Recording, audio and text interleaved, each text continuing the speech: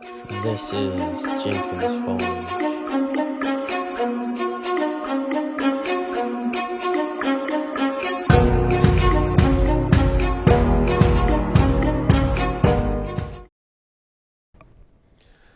Good afternoon, everybody. It's Ryan Jenkins with Jenkins Farms. So today I have Trent Mathews with us as we carry on our series about careers in agriculture. So Trent, thank you for joining us today. You're with the NRCS office. I don't even know what that stands for. What does that stand for? So that's the Natural Resource Conservation Service. So we're a department of the United States Department of Agriculture, and we were kind of put in place in response to the Dust Bowl back in the 30s. It's our role to kind of work with farmers to deal with water quality problems and soil erosion issues, and that's pretty much the extent of our work here in Santa Rosa County. So what's your title at the office? So I'm the District Conservationist, which what that means is that I'm just over the programs for our district, which in our case is Santa Rosa County. We have enough ag here that we have an office that serves just one county, and so as a district conservationist, I'm in charge of all the conservation programs and then also managing the local office. And how does that, how these type of programs, are they just for farmers, or are they for landowners or property owners? I mean, who benefits from your office? So they are all inclusive. We deal with programs that help people help the land. And in most cases that is farmers, because they manage the vast majority of the private lands in the United States. But with that being said, we also deal with landowners and even small hobby farms to some extent.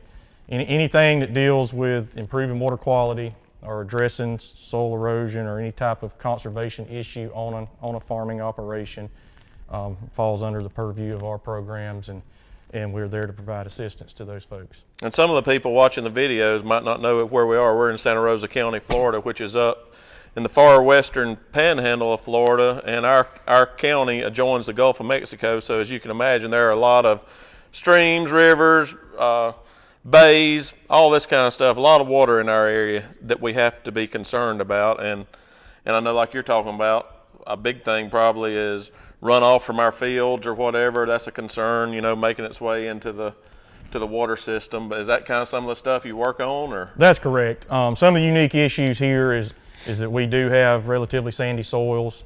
We get a lot of annual rainfall, some of the highest in the continental U.S. And so that's always an issue with runoff. And then two, our county is kind of divided into an urban area and our agricultural area. Our agricultural area being the north ends of the county, and so everything flows downhill and downstream. So it's our goal always to protect our lands here, to do the best job we can so that our water stays clean going down to the coastal areas and the folks that live there and like to come here to visit. Right. So how did you end up where you are? I mean, were you raised on a farm, or is this something you want to do when you were a little boy, or did you have other ambitions, or kind of how did you end up in this position? So I was raised on a farm. Some of the reasons I kind of went where I'm at today, or got to where I am today, I was raised on a farm. I knew I wanted to work in agriculture. As a young boy, I remember the old Soil Conservation Service, which was what our agency was called prior to being our name changed into the Natural Resource Conservation Service. I remember those guys coming out and working with my grandfather on projects and my dad on projects on our farm, and I just really thought it was something neat. And so that kind of got my attention, looking in that direction. And as I got old enough to go to college, I wasn't really 100% sure where I wanted to go, but I knew I wanted to do something in ag, and I was able to get an internship working with the USDA, and just loved it right away, and decided to stay the course and work my way through college with the agency. And once I graduated, was able to come on full time and and stay home and work in ag and work in something that I really enjoy and stay here locally. And very successful. You've had a successful career. Absolutely. It's been very rewarding. Early part of my career, I did have to move around a little bit. I was able to work across North Florida, even in most of the state of Alabama. I worked in a lot of different areas in Alabama before getting to move home permanently and put down roots and stay here. And I think you hit on something that it almost seems to be a reoccurring thing that we hear. if I understood you correctly, you kind of ended up where you are now from an internship. I mean, it kind of opened the door. You were in college, maybe not exactly sure. You just knew you want to do something in ag. And then, you know, an internship came along. Next thing you know, here you are halfway or more through your career. And a lot of the other people that I've interviewed have said the same thing. You know, it started with an internship. It started with a teacher or a professor seeing something in them, say, hey, you might want to try this out. Or, I mean, it's all, everybody has a backstory, and that's Trent's. So do you get a degree in this, or what kind of degree? So yeah, I mean, any ag degree really can fit into what we do, because every county's unique. We have offices all across the country. I think out of 3,600 counties in the United States, we have around 3,000 offices. So there's opportunities all over the country for people who are interested in this type of work. And like I said, everywhere is different. We're fortunate here. We have a lot of row crop agriculture, and so we do a lot of work with that. Some areas are mostly forested. So we would hire foresters to do work in those type counties that are more geared toward growing trees and fiber and wood products. Some areas are large in you know, grazing or cattle, dairies, hogs, chickens, things like that. So if you really enjoy working with animals, and that's kind of where your heart is, we have a lot of places in the country that the majority of their ag is in animals, and so there's places for everybody. And then too, we also have soil scientists. If you've ever looked at a soil survey, we have soil survey maps of every county in the U.S. almost now, and so we have soil scientists that work to actually map. They go out in the fields, dig pits, and map those soils to make those soil maps that people can use for if they're trying to decide to take a field into production. They can see if it's good quality soils, or even if they just want to build a house, it'll tell you a little bit of information about, you know, if it's good for building a septic tank or a basement or foundation for a home. So those are useful things. We have ag engineers.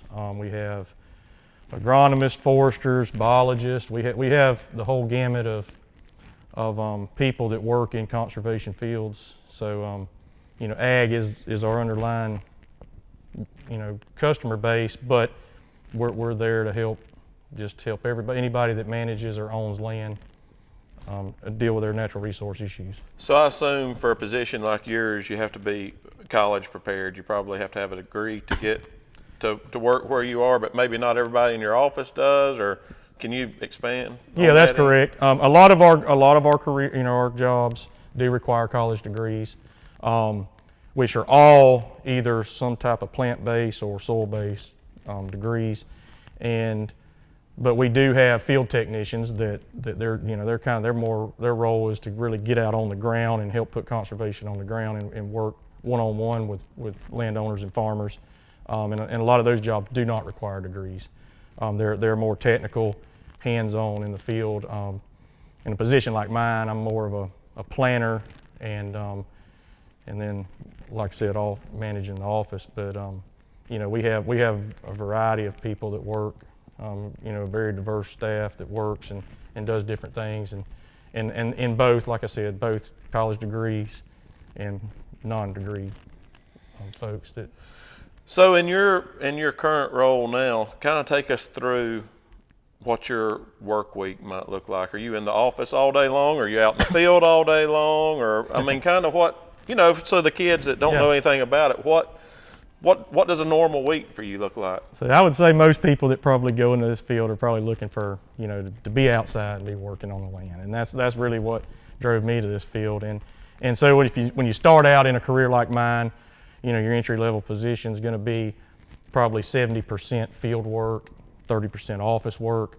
Now, once you get into kind of the mid-management position like I am, that starts changing. So I would say my work week is probably 70% office, 30% field, and because there's just, you know, I do get the opportunity to get out and work with people on the farms and on the ground, but a lot of times I am sitting in the office either planning or just managing budgets and things like that for the office. And what about the technicians? You know, those are entry-level positions, I assume. Well, those are career positions, but like I said, a lot of those don't require college degrees, and they're going to be 80 to 90% field time. Right. So those are really the they call, I'm called the face of the agency, but really those field technicians are. They're the folks that are really out there one-on-one daily working with the farmers. Absolutely. They're going to see them in the field a whole lot more than someone like me, whereas, you as a farmer would have to, really to catch me, you're going to more come into office. That's right. What does the future for a occupation like this, what does the future look like, would you say? I would say that conservation is probably going to always be here. The one great thing about working for USDA in general, but particularly in conservation, is that it's really a nonpartisan issue. Everybody understands that we need to protect our soils, have productive lands to produce food, and we need to have clean water. And so I think the future is bright for the conservation field.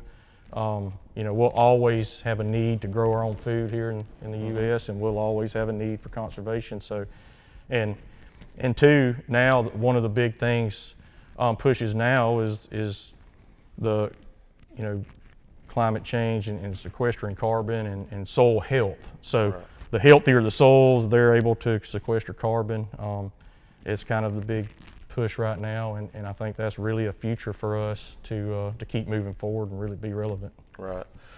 Well, what about, I'll put you on the spot, do you have any idea of what entry-level position at your office, what a starting pay or what kind of pay range somebody might be looking at, when they're trying to decide what they want to do with their life? Yeah, those, we're on the government pay scale. Those jobs range anywhere from a GS4 up to GS12 level jobs. So, you're talking 30,000 to 100,000 on the field level.